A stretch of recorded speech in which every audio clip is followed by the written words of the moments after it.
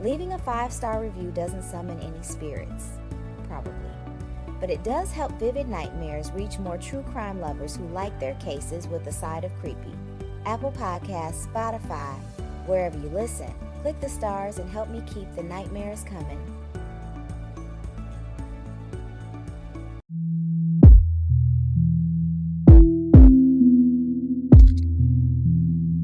Vivid Nightmares.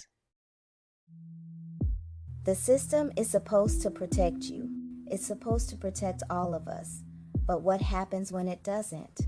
What happens when justice picks favorites? When race, gender, and power decide who gets remembered and who gets erased? Tonight on Vivid Nightmares, we're not telling just one story. We're telling three. 3 cases from the South, 3 black lives, each taken or silenced.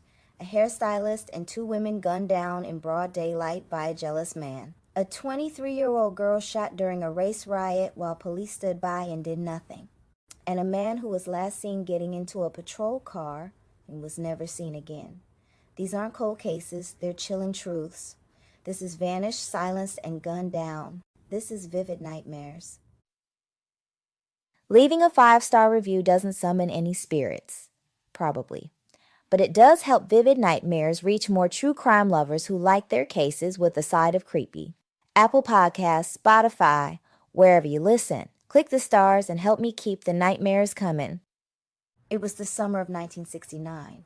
America was burning, from civil rights marches, police violence, and long-buried hate clawing its way to the surface. In York, South Carolina, tensions were high. Black residents were pushing for equality, white residents were pushing back, and in the middle of it was Lillie Belle Allen. Lillie was 23 years old, a nursing student from Aiken. She had come to York with her family to visit her father, who was a preacher at a local church. She wasn't involved in protests. She wasn't marching. She wasn't trying to make a scene. She was just passing through. On July 21st, 1969, she and her family were driving through York when they made a wrong turn onto Arlington Avenue, a neighborhood that was already charged with racial tension. White residents had set up makeshift barricades. They stood armed in the streets. Some carried shotguns, others held clubs, and that night many of them were drunk. The Allen family, unaware, drove into that street by mistake, and the moment they were seen, the shooting started. Lillie Belle was hit in the chest. She stumbled from the car and collapsed on the pavement. Her father and brother screamed for help, but none came. York police were on scene.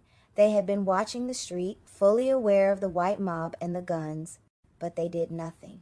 They didn't stop the violence. They didn't protect Lillie Belle, and no one was arrested that night. Not one person.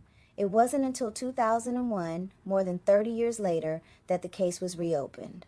The York County Solicitor's Office, along with federal investigators, began re-examining evidence. They interviewed members of the white mob. They re-interviewed officers. And finally, they got a confession. One of the white men who had fired shots that night, Roger Gregory, admitted that Lillie Belle Allen had not provoked anyone. She had not yelled. She had not thrown anything. She was simply black and in the wrong place. In 2003, Gregory and 2 other men, Steve Snodgrass and Gerald Quick, were charged with murder. Snodgrass was convicted of voluntary manslaughter. The others accepted plea deals, but by then, Lillie's parents were gone. Her siblings had lived with the trauma for 3 decades, and York, South Carolina, had spent 30 years pretending it didn't happen. Lillie Belle Allen didn't die in war. She didn't die fighting. She died trying to visit her father. She died in a country that wasn't ready to treat her like she mattered, and even when her killers were finally brought to trial, no one ever explained why it took 30 years for the system to say, this was murder. Have your own theory about tonight's case? Think the wrong person was blamed, or maybe someone wasn't blamed enough? Hit us up on Instagram or TikTok and drop your theory in the comments. I love hearing your take on these twisted stories. Your voice might even make it into a future episode. November 6, 2001, Florence, Montana.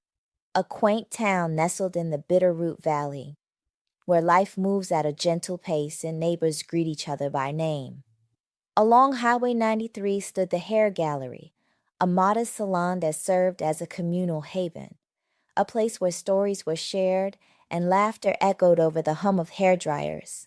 But that morning, serenity shattered. A client, arriving late for her 11 a.m. appointment, stepped into a scene that would forever scar the town's memory. Just inside the entrance, she discovered the lifeless body of Dorothy Harris, the 62-year-old salon owner, lying in a pool of blood. Authorities were summoned immediately. As they combed through the salon, 2 more victims were found in a back storage room. Brenda Patch, 44, the salon's manicurist, and Cynthia Paulus, 71, a cherished client. All 3 women had suffered fatal throat slashes, a methodical and brutal execution. The horror of the crime was compounded by its brazenness, a triple homicide, carried out in broad daylight, in a bustling salon adjacent to a busy highway. The community's shock was palpable. Fear seeped into every corner of Florence. Witnesses reported seeing an oddly dressed man leaving the salon around the time of the murders. Descriptions highlighted a long black trench coat and a distinctive wide-brimmed hat, attire that seemed out of place and time. Investigators delved into the case, exploring every lead. Years later, in 2008, 2 men, Brian Weber and Lincoln Benavides, were indicted. Prosecutors alleged that Benavides, a known drug trafficker, had ordered Weber to carry out the killings over an unpaid drug debt. However, the case against them unraveled. Due to insufficient evidence, all murder charges were eventually dropped. Both men were convicted on unrelated drug charges and remain incarcerated. But the justice sought for Dorothy, Brenda, and Cynthia remains elusive.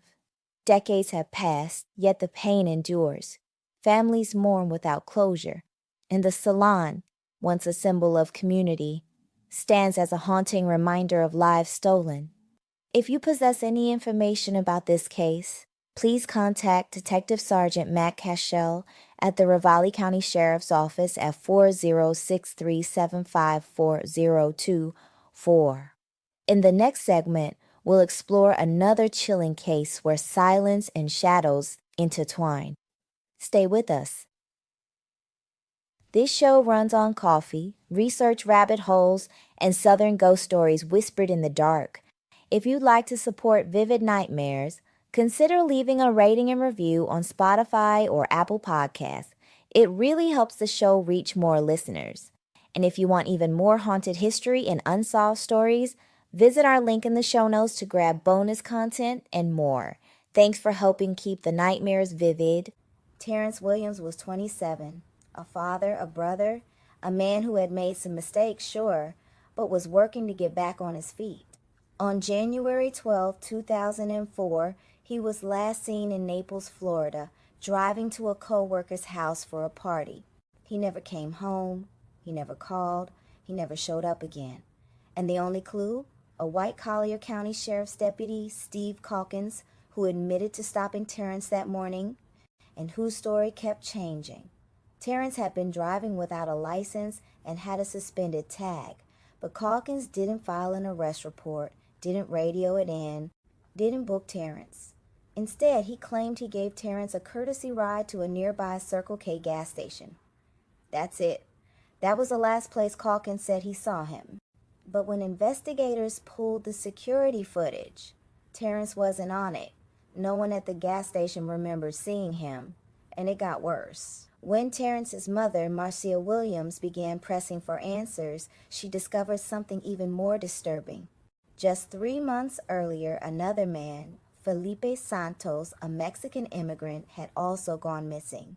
He too had been last seen with Deputy Steve Calkins. Same deputy, same courtesy ride story. No arrest, no record, no trace. 2 men of color. 1 deputy, 2 missing people. Terrance's car was later found abandoned, not at the Circle K, but illegally parked at a cemetery. And guess who called it in? Deputy Calkins. He claimed he found the car and ran the plates as a favor, but investigators would later prove he was the one who towed it there himself. When pressed, Calkins' tone became sarcastic. In one call, he's heard joking. Maybe he was transported by aliens.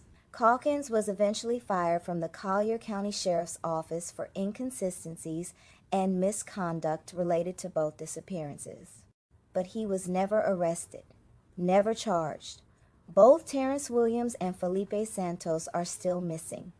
Marsha Williams, Terrance's mother, became the heart and soul of this case. She handed out flyers, hired private investigators, appeared on national TV.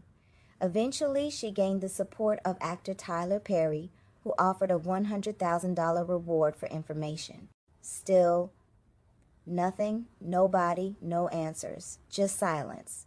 In 2021, the case was reclassified as a cold case homicide, but without new evidence, without anyone talking, Terrance's family is still left to wonder, what happened in that patrol car? What happened after that ride? And how many people have to disappear before we start holding every uniform accountable? 3 stories, 3 tragedies, 3 different states, and yet they all echo the same truth. Lillie Belle Allen was shot in the chest while running for her life in front of police during a race riot, and nobody went to jail until 3 decades later. Not because no one knew who did it, but because the town wasn't ready to admit what they allowed. And then there's Terrance Williams, a black man pulled over, given a courtesy ride by a white deputy, and never seen again. Not the first time, not the only man. And still, no charges, no justice, just vanished. There's a pattern here.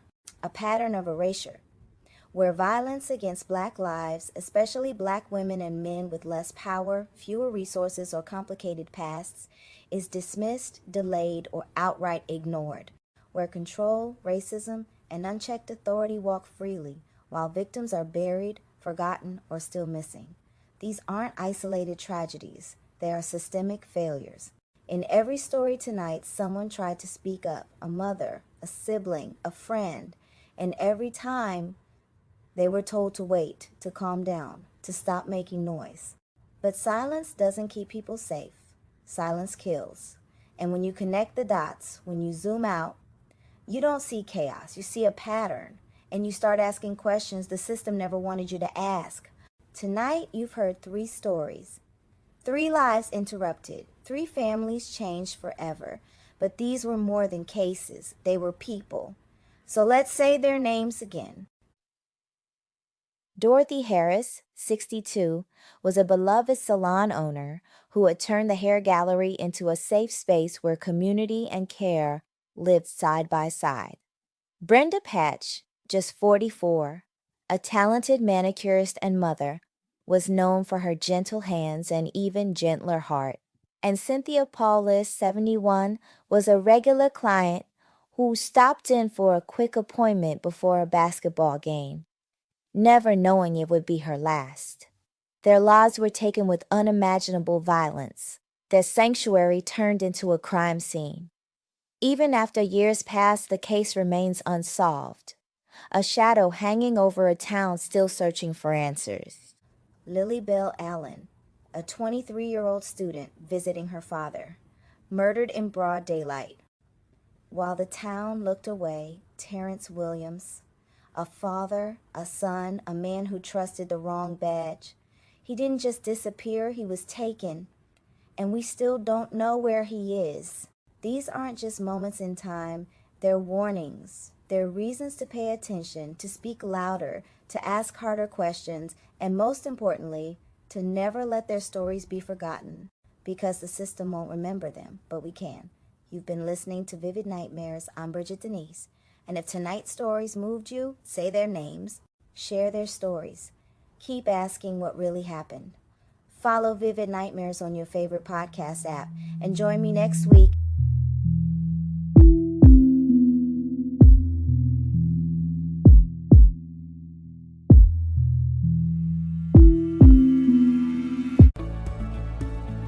This show runs on coffee, research rabbit holes, and Southern ghost stories whispered in the dark. If you'd like to support Vivid Nightmares, consider leaving a rating and review on Spotify or Apple Podcasts. It really helps the show reach more listeners. And if you want even more haunted history and unsolved stories, visit our link in the show notes to grab bonus content and more. Thanks for helping keep the nightmares vivid